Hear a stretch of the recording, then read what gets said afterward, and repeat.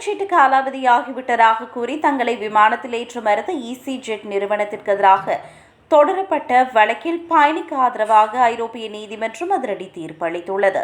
பாதிக்கப்பட்ட அந்த பயணி தனது கடவுச்சீட்டு விதிமுறைகளின்படி செல்லுபடியாகும் என்று வாதிட்ட போதும் விமான ஊழியர்கள் அதனை ஏற்க மறுத்து அவரை தடுத்து நிறுத்தினர். இதனால் அதிர்ச்சியடைந்த அவர் நீதிமன்றத்தை நாடினார். ஐரோப்பிய நாடுகளுக்கு இடையேயான சில சிறப்பு ஒப்பந்தங்களின்படி குறிப்பிட்ட சில சூழ்நிலைகளில் அதிகாரப்பூர்வ காலாவதி திகதிக்கு பிறகும் கடவுச்சீட்டுகள் சில மாதங்களுக்கு செல்லுபடியாகும் என்று நுணுக்கமான விதிமுறை உள்ளது. இந்த விதியை சரியாக புரிந்து கொள்ளாமல் EasyJet ஊழியர்கள் தங்களது அதீத எச்சரிக்கை உணர்வால் பயணியை விமானத்தில் ஏற்ற மறுத்தது தவறு என்று தீர்ப்பளித்த நீதிபதிகள் அவருக்கு உரிய இழப்பீடு வழங்குமாறு உத்தரவிட்டனர்.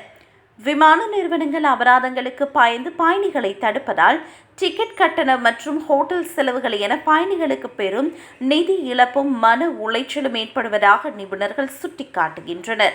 இதுபோன்ற சிக்கல்களை தவிர்க்க பயணிகள் தங்களின் பயணத்திற்கு முன்பாகவே சம்பந்தப்பட்ட நாடுகளின் அதிகாரப்பூர்வ தூதரக இணையதளங்களில் பாஸ்போர்ட் விதிமுறைகளை துல்லியமாக சரிபார்த்து கொள்ளுமாறு அறிவுறுத்தப்படுகின்றனர்.